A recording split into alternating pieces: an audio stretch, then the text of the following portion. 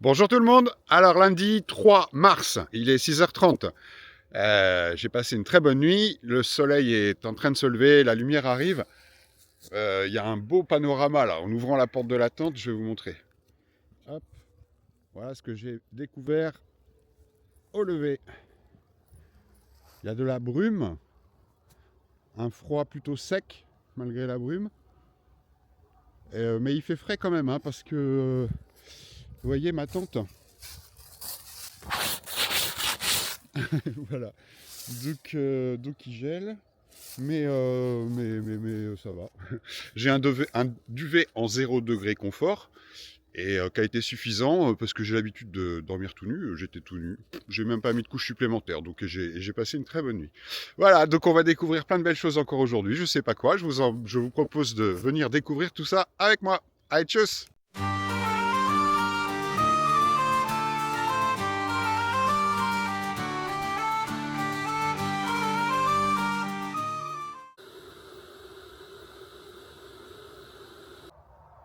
Ah, je vais devoir attendre que le soleil réchauffe ma tente parce que la, la condensation est glacée, quoi.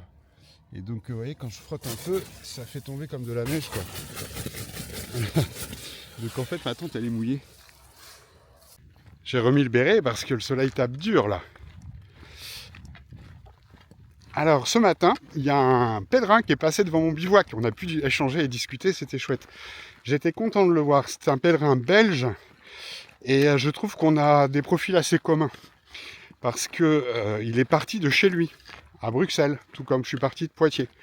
Il marche seul, il bivouaque et il va jusqu'à Rome. Donc c'est tout un tas de points, de caractéristiques qui nous réunissent. Et c'est pas si fréquent. J'ai regardé un article que j'ai trouvé très intéressant, qui est publié sur le site de l'association qui gère l'intégralité de la Via Francigena sur l'ensemble des pays, des 4 pays. Et il donne des chiffres sur l'année 2024. Là. Et alors on apprend des choses intéressantes, à savoir, factuellement, il y a 14 500 crédentials qui ont été distribués en 2024.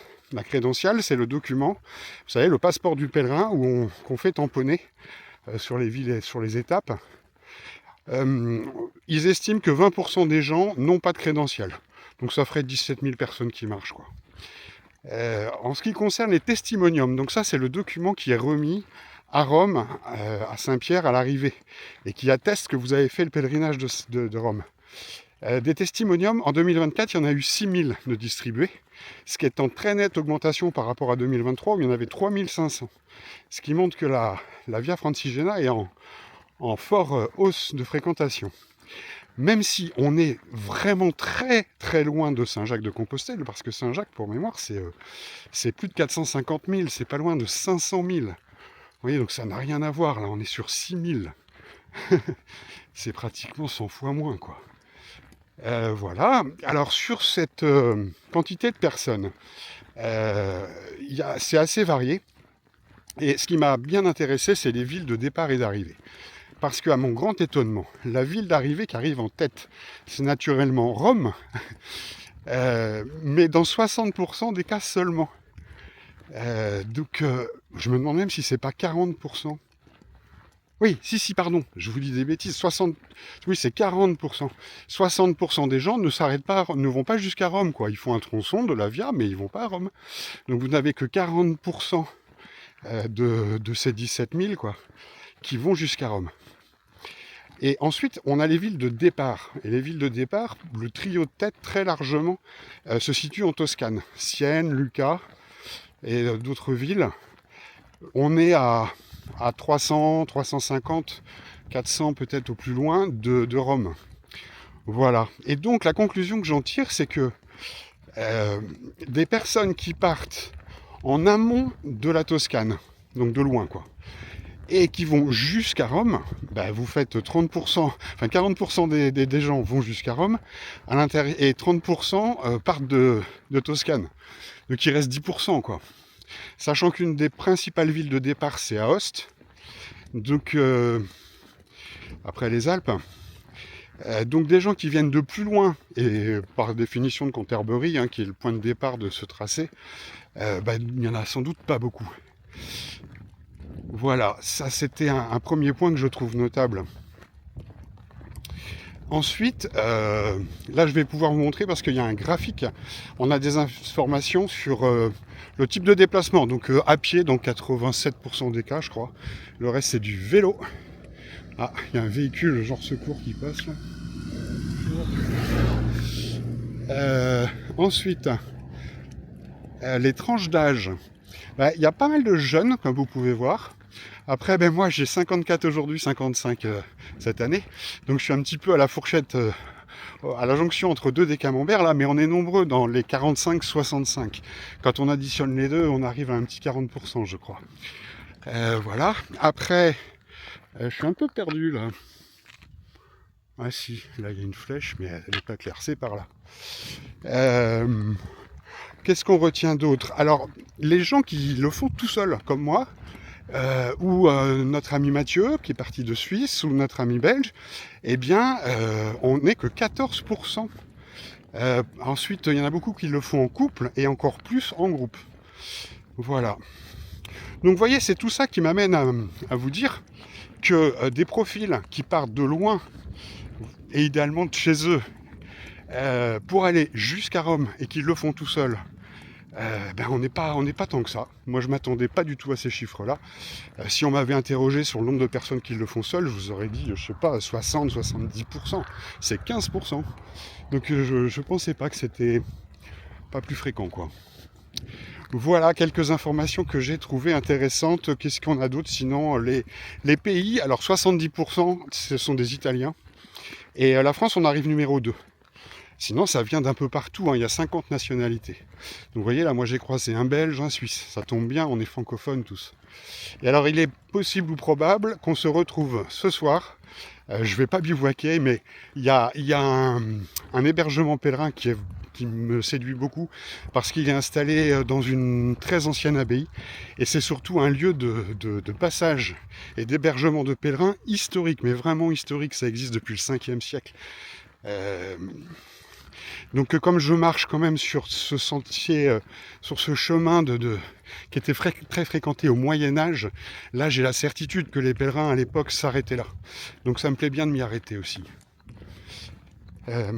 Mais écoutez, voilà ce que je pouvais partager avec vous concernant les chiffres de la Via Francigena. Tchuss. Alors je suis arrivé à Robbio et je me trouve devant l'église San Valeriano, une église en briques du XIe siècle, malheureusement fermée, donc on va pas pouvoir entrer, puis je peux pas prendre plus de recul parce qu'il y a un vis-à-vis là, voilà. On va aller voir son chevet qui est joli.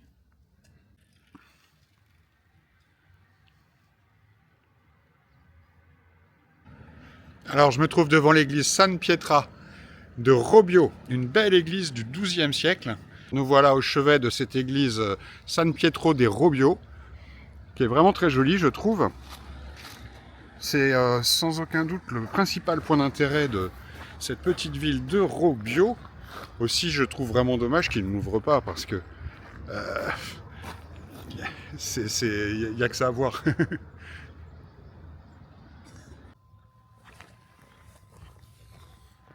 Bon, ce matin, c'est beaucoup de goudron, de la route goudronnée depuis le début. Et vous voyez, là, il y a un chemin, mais non, la via, elle passe par là. J'aimerais bien retrouver un petit peu de sentier. Alors, je me trouve devant le cimetière de la petite ville où j'arrive. Et il y a un cèdre majestueux. Je ne sais pas quel âge il a, mais il est hyper grand. Alors, je me trouve à Nicorvo, au chevet d'une petite église ou d'une chapelle, où j'ai pu déjeuner au calme. Il y a tout ce qu'il faut, des bancs, une fontaine d'eau. Voilà, donc je suis installé là. La chapelle est ici, et on va aller à l'intérieur tout de suite, d'autant qu'on peut y tamponner la crédentiale.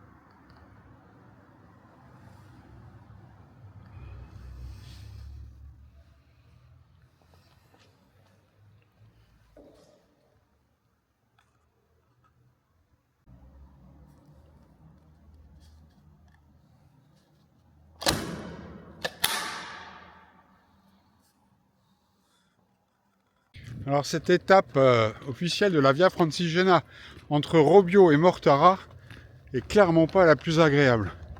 C'est essentiellement composé de routes, donc on marche toujours au milieu des rizières plates et austères, mais en plus on est sur des routes où les voitures se croisent. Là je profite du fait qu'il n'y en ait pas pour filmer, mais sinon il y a des voitures qui se croisent là, il faut se mettre sur le bas-côté qui est très meuble, donc on va pas se plaindre, hein, mais c'est juste pour ceux qui prendraient le même chemin, ben, sachez que cette étape là c'est pas la plus fun quoi. Allez, tchuss.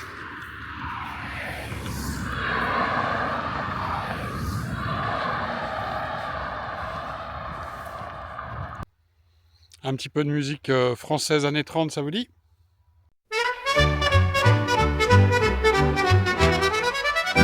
Marcher sur les chemins de Poitiers à Rome, pèlerin, un bâton à la main.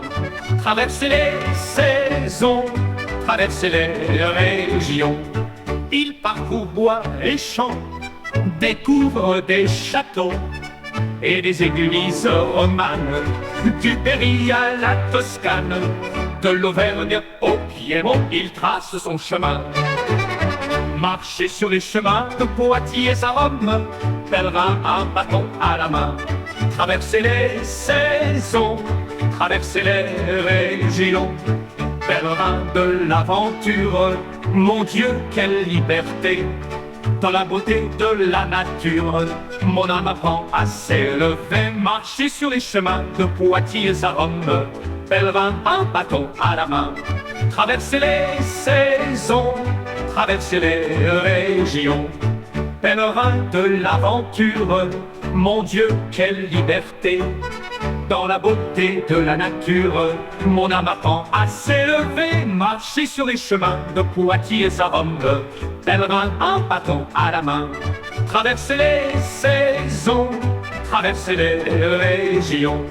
L'année 2025 est sainte et jubilaire. L'espérance nous porte, on prie avec ses pieds, on nettoie ses pensées, on n'est pas vraiment seul, Saint-Roch à ses côtés. Marcher sur les chemins de Poitiers à Rome, pèlerin, un bâton à la main. Un traverser les saisons, traverser les régions. Quand le soir vient, que le soleil se couche, il faut trouver le bivouac, se glisser dans sa couche, dans un bois, une clairière, que les étoiles éclairent. Marcher sur les chemins de Poitiers à Rome, pèlerin, un bâton à la main. Traverser les saisons, traverser les régions.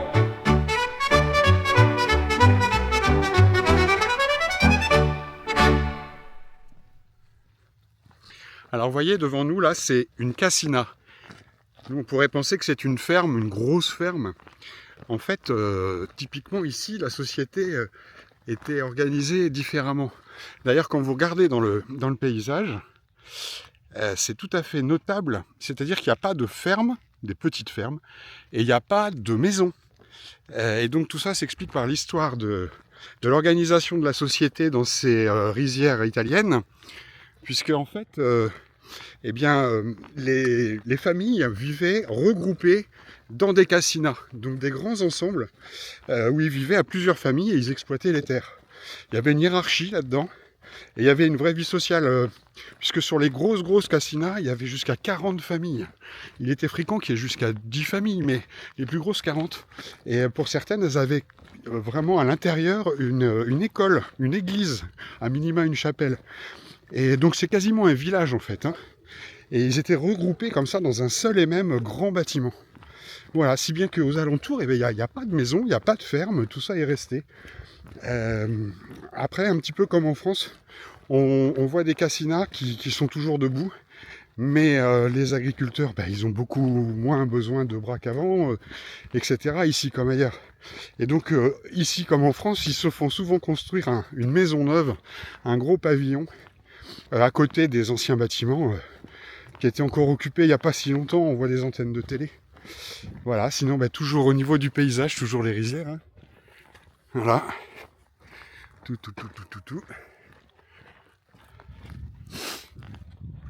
Et puis toujours un super temps. Ça, vraiment, j'ai eu du bol, hein. À part un petit peu de pluie avant-hier, et encore très peu. Eh bien, je vais rentrer bronzé. Les gens vont penser que je suis allé au ski. Et tchuss.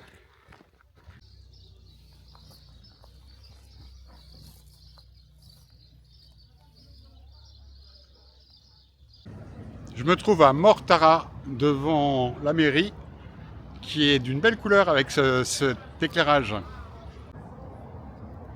Et derrière la mairie, en passant sous ces arches, se trouve le lieu que je voulais voir à Mortara, à savoir l'église Saint-Laurent. Que voilà.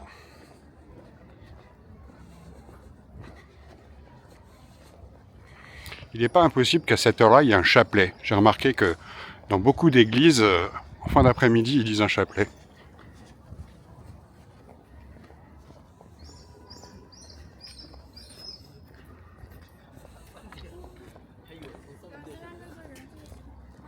Merci.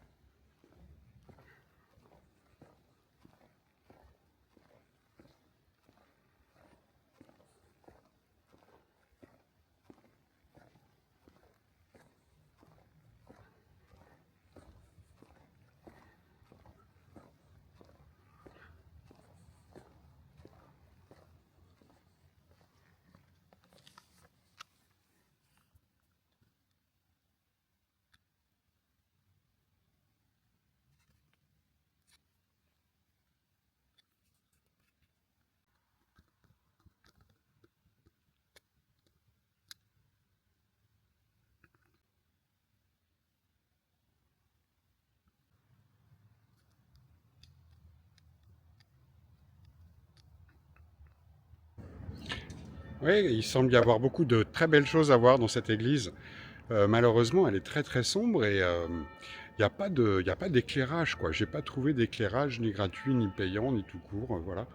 Donc je le regrette, enfin je le regrette, surtout pour eux, quoi. C'est dommage d'avoir un beau patrimoine comme ça et de pas savoir le valoriser. Allez, Mortara, sinon ça a l'air conséquent. C'est plus gros que je supposais. Et là, je vais retrouver Mathieu, qui est avec un autre Suisse. Et ce soir, on retrouve le Belge que j'ai croisé ce matin. Donc ça va être francophone. On va être dans un lieu formidable. Enfin, qui a des aspects formidables, a priori, d'autres moins. On découvrira tout ça. En tout cas, je ne suis pas certain de filmer ce soir et de faire mon montage parce que je vais profiter de ce temps de rencontre avec les autres. Et de ce fait, je vous montrerai, je vous raconterai tout ça certainement demain. Donc je vous souhaite une bonne soirée, à demain, ciao. Alors je suis avec Mathieu et on vient d'arriver. Voilà de nuit. C'est chouette. On va toquer.